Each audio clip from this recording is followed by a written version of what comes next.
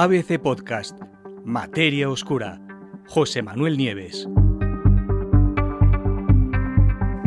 Las supernovas que estallaron cerca de la Tierra.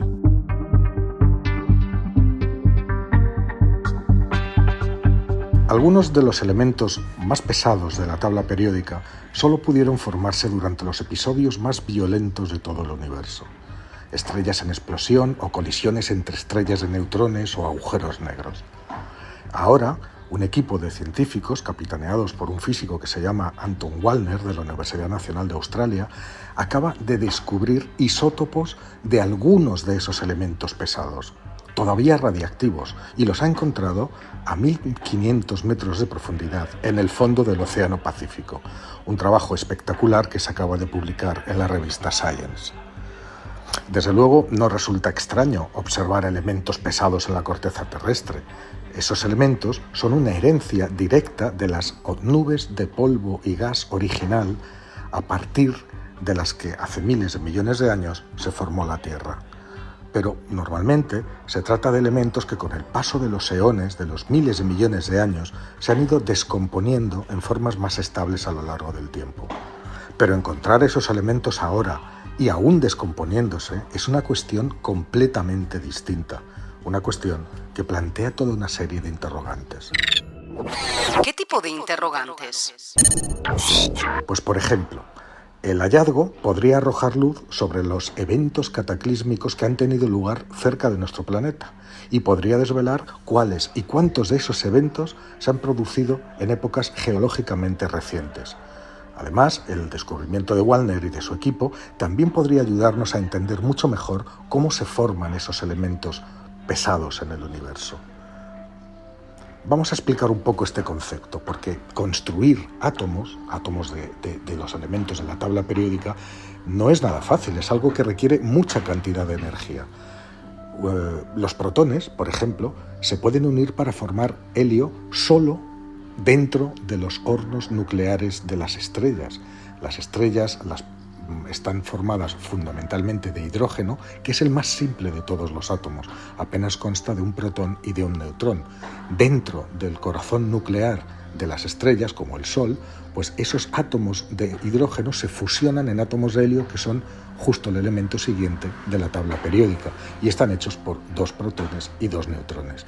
Cuando ya la estrella ha consumido sus reservas de helio, ¿cuál es el producto de la fusión de 2 átomos de helio? Pues el litio.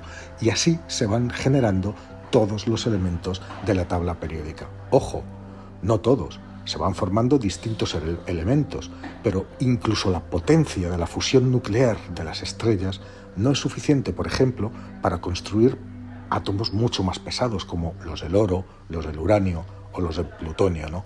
Que necesitan de muchísima más energía para generarse. ¿Y de dónde sale esa energía? Bueno, desde hace tiempo, como os he dicho al principio, sabemos que existen ciertos escenarios en el universo que sí permiten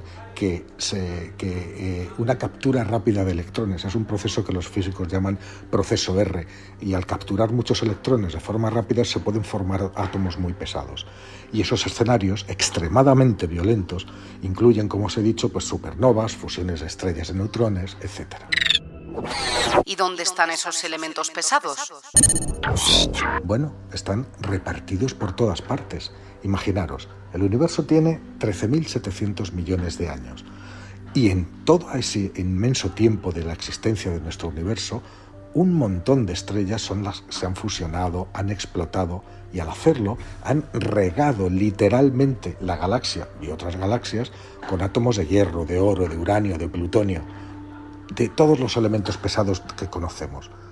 Todos esos elementos pasaron después a formar parte de las nubes de hidrógeno, a partir de las cuales pudieron nacer las siguientes generaciones de estrellas. El Sol, por ejemplo, es una estrella que es por lo menos de 3ª o 4ª generación, es decir, que ha nacido a partir de los restos esparcidos por estrellas muy anteriores que explotaron como supernovas. Por eso no resulta nada raro que en planetas como el nuestro, que se formaron a partir de los desechos del nacimiento del Sol, se encuentre una buena cantidad de elementos pesados que vienen directamente de los tiempos de su formación. Pero, ojo, No todos los elementos pesados nacen de la misma manera y no todos viven el mismo tiempo. ¿De qué depende? Del número de sus neutrones. Por ejemplo, la variabilidad del número de neutrones hace que algunos sean más estables que otros y que duren más tiempo. Por ejemplo, el uranio dura miles de años, se va desintegrando. El uranio es radiactivo, es decir, esa radiactividad lo que va a hacer es desintegrándose radiactivamente y al final acabará desintegrándose del todo cuando pase muchísimo tiempo. Pero hay otros que duran mucho menos. Por ejemplo, el hierro 60, que es un isótopo del hierro, es un tipo que dura un simple parpadeo a escala cósmica, por supuesto, 2,6 millones de años. Después de eso, este isótopo, el hierro 60, se transforma en otra cosa, se descompone en níquel, ¿no? Por ejemplo.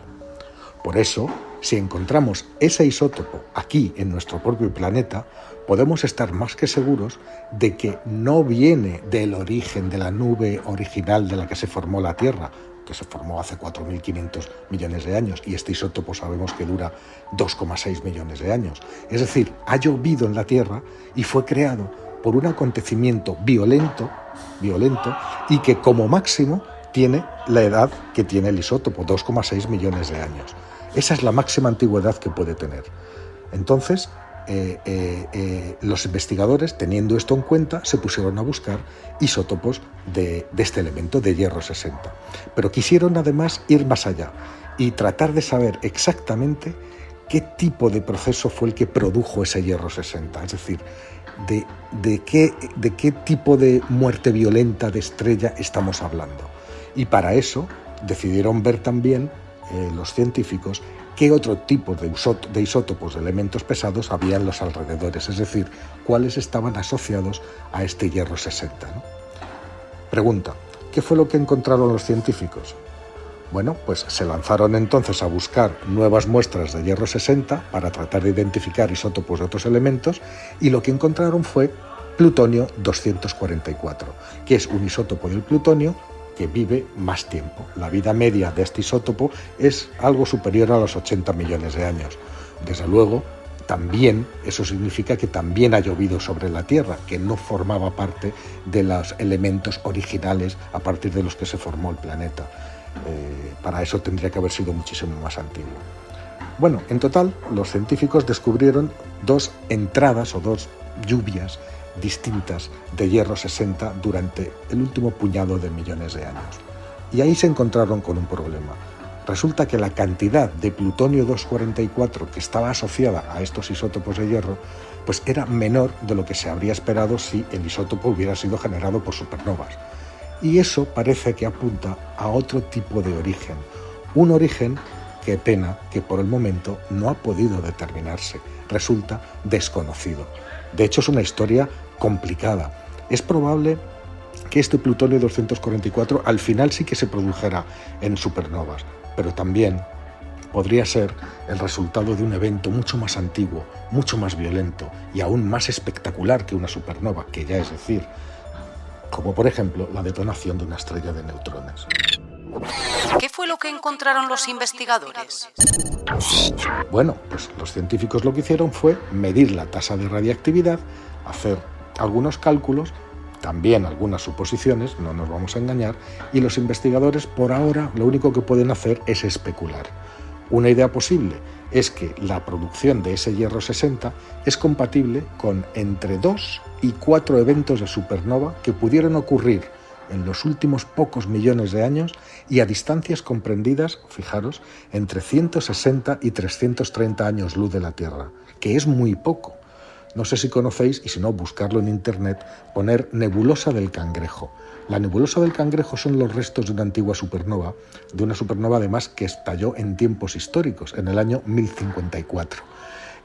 Veréis que todavía se ve, con el puntito en el centro, se ven toda esa explosión, ¿no?, del año 1054. Fue tan brillante que hay textos chinos de esa época que cuentan que el cielo se iluminaba y que estuvo iluminado durante meses. Es decir, era visible incluso a pleno día, fijaros la potencia.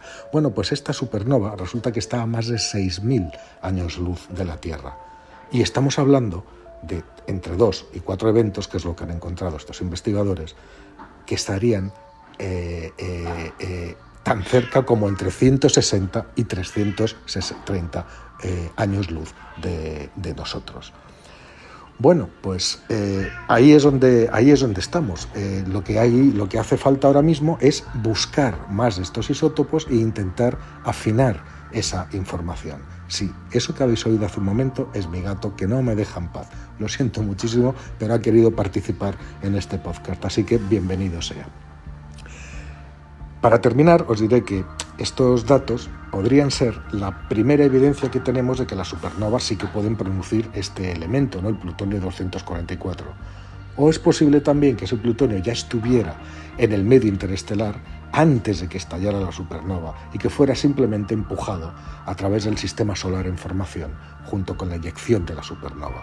Fijaros, a partir de unos isótopos pequeñitos, de unos restos encontrados en el fondo del océano, fijaros hasta dónde ha podido llegar el conocimiento de los investigadores, ¿no? En el futuro se podrán dar datos mucho más precisos y sobre qué tipo de eventos, cosa muy interesante para saber qué es lo que nos espera en el futuro, qué tipo de eventos y a qué distancia se produjeron de nosotros.